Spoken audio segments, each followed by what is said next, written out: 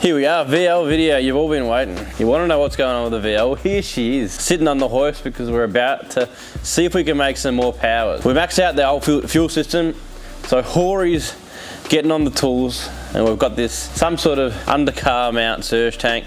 I'm going to slap it in with the twin 044s. It should be more than enough to crank up to 500 plus kilowatts on the forged RB30.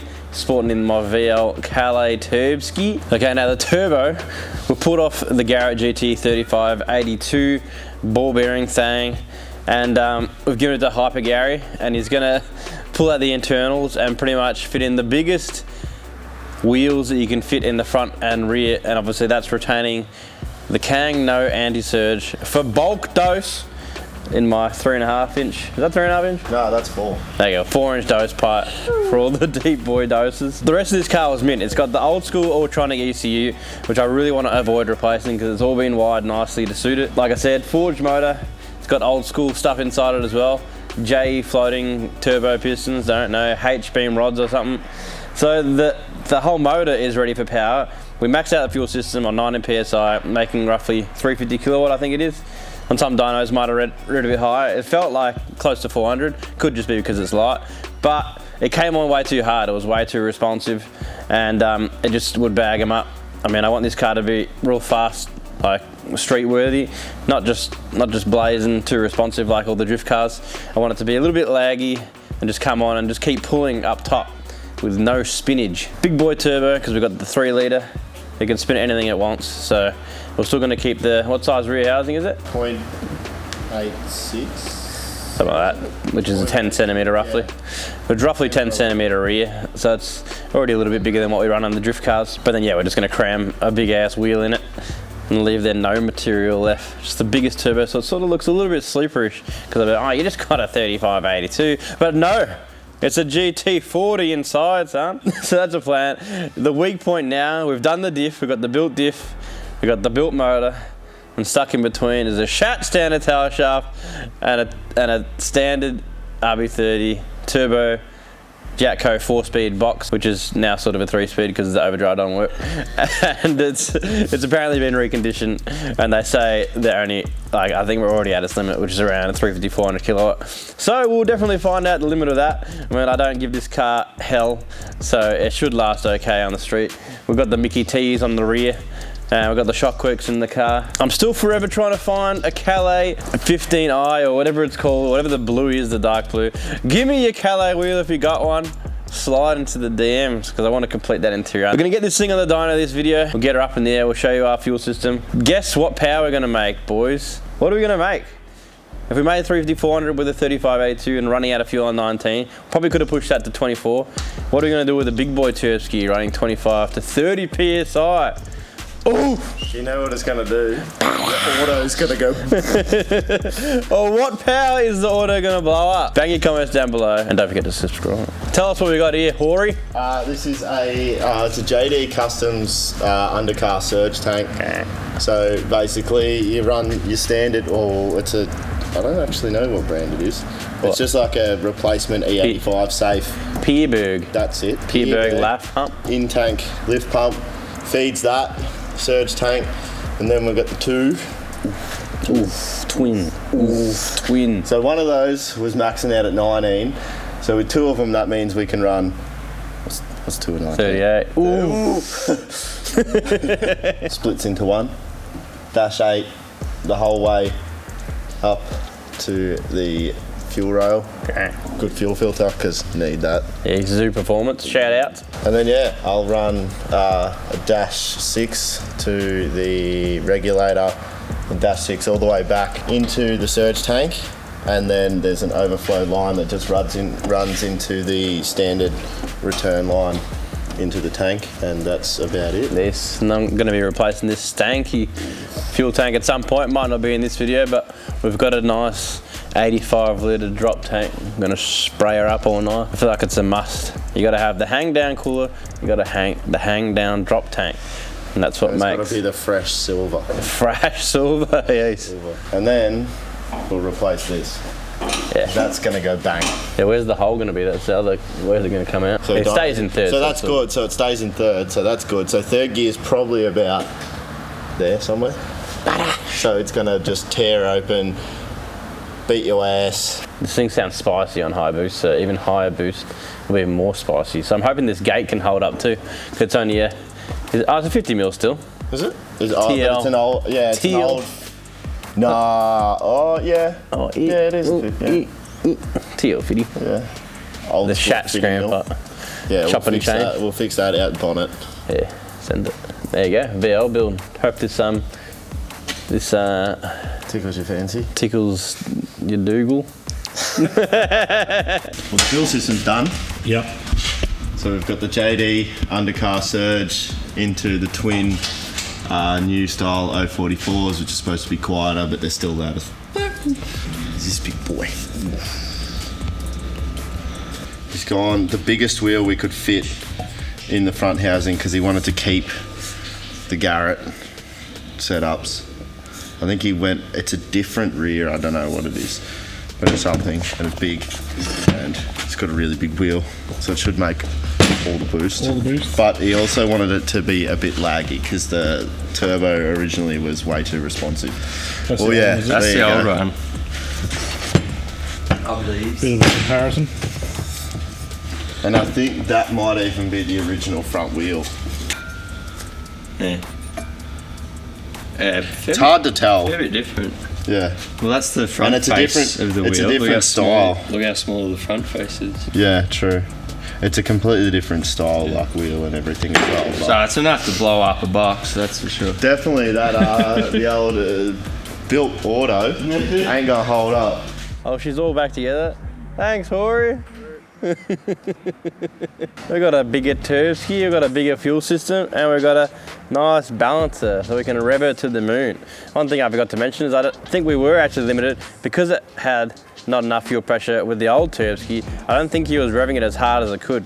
Because don't forget, we got that built motor here, son. She's ready for all the revs, all the boost. Another thing, HyperGear, he said something about make sure you put above because that wheel can't handle the dose. Mate, this is a VL Turbski right here. We don't put no blow-up valve. I've already deleted the blow-up valve this came with. We got the dose part. I don't care what happens. The bearings might seize, the wheel might snap off. We're gonna have dose, and I'm gonna give you a dose right now, even though it's not tuned for it, and we're gonna send it.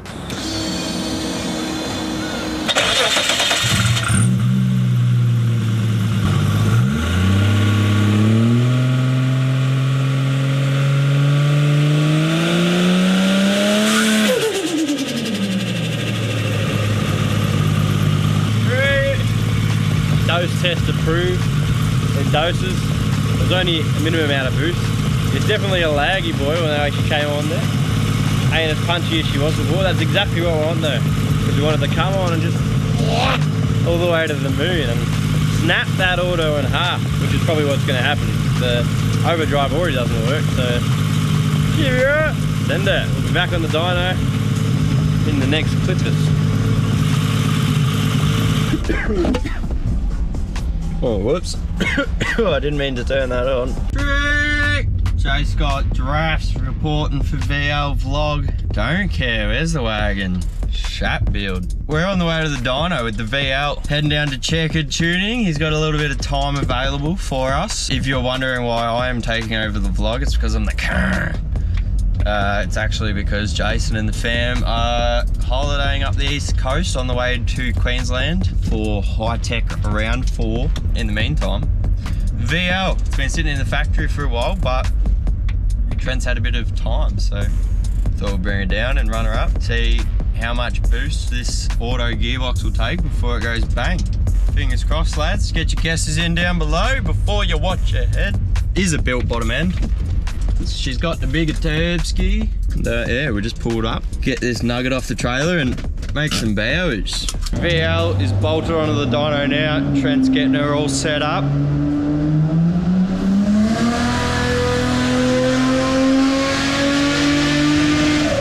Hi, Kat. Hello.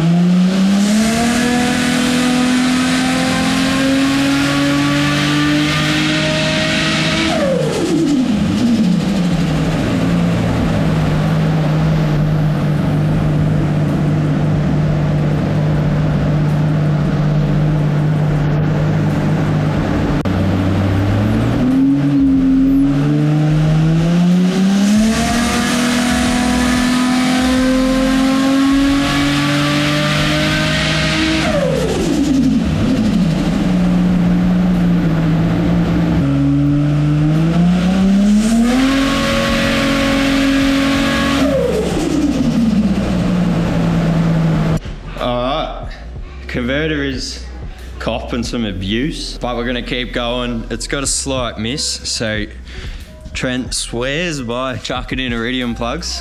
He's got a fancy tester here. Look at this. Sparking plug tester. True.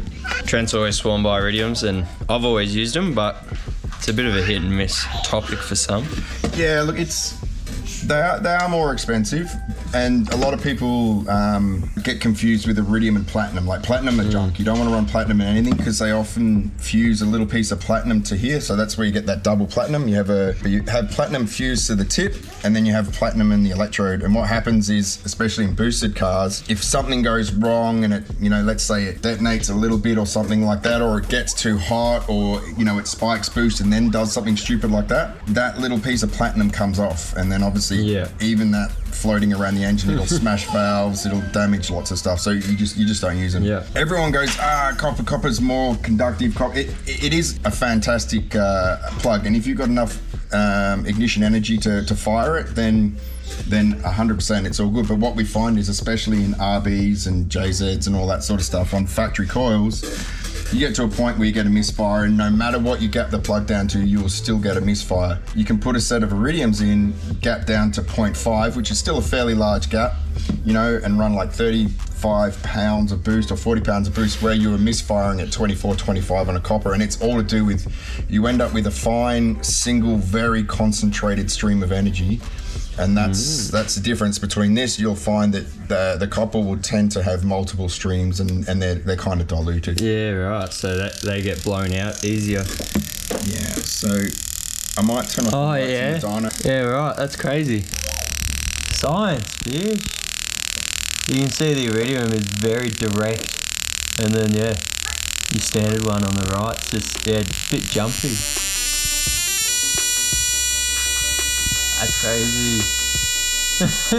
Cruise and at idle, when you gap a copper all the way down, because the gap is so small, you tend to start having decreased idle quality and cruise and stuff like that. You always want to have as wide a gap as possible, and then we found that, with an iridium, we can run that 0.5 at whatever boost you want, and you generally don't have a misfire. Look, in some cases you'll put them in and the coils are just junk, and you don't have a problem. But here, 9 times out of 10, if a customer's got a misfire, we can get away with putting a set of iridiums, gapping them in, gapping them down, and the car will run fine for months and months and months, and it'll be perfectly fine. And they're a lot cheaper than a brand new set of coils as well. Yeah, so bloody hell. Try it first. Sick. 0.55 is kind of the magic number. Is this a new toy or? Nah, I've had it for years, but I do get asked about it, so yeah. That's mad. Love it. Alright, let's do it. Let's see if it works. We've talked the talk now. Trent's just showing us one other plug. Show us the packet. The racing competition. Fancy. What's the go with that? Like if you were to buy back in the day like a HKS plug or a Grady plug or something like that, that's what these are. And they're a flush plug, so you don't have, with a normal plug, you've got something inside the combustion chamber which can heat up. So a lot of people go, I like using coppers because if I don't get the tune right, I can burn that off and it generally doesn't hurt the engine. It's like, well, if you're burning the end of your plug off, you're doing something wrong. Whereas these will handle pretty much any sort of boost you want, and they run really nicely. And this is what's used in like really high end. They get replaced a lot though. Look, that in a street car would still probably get 20,000 k's out of it. So, I mean, look, NASCAR, a lot of that sort of stuff. The RTR teams in FD, they're sponsored by NG Card, so they're running something like that. They're running these. They replace them a lot because they spend a lot of time idling, they say. Yeah, well, look, these don't like idling for a long period of time, but again, I've got customers with, these are a heat range 9, which is really cold. I've got customers who run them in their street cars and they're no dramas. They run about 30 pounds. And run forever. Pricey? Yeah, that's what sucks. They're like $50. Oh! So, again, that is a customer request. I don't generally try and push that onto people. Yeah. Tech Talks with Trent, the wizard. The wizard. Hold on, he's got more fancy stuff. Oh, it's just a gapping tool, and you can see how many we do. I've got like pre-set marks. I'll go through and I will check them, but I'll go them all first. So you don't just hit them on something hard? Only when we use expensive plugs. Nice. Got the mark and everything.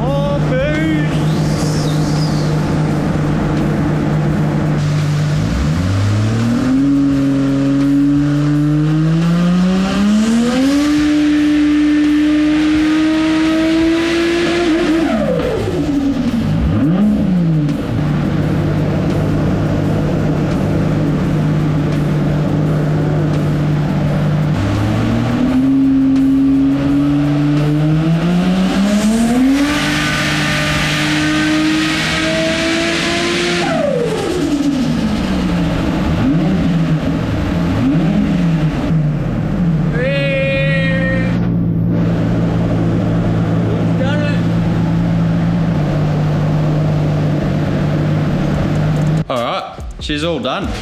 Look at that. Fixed a little misfire. Yeah, no, it should be all good now. And yeah, finished on 25 psi and 412 kilowatt. 412.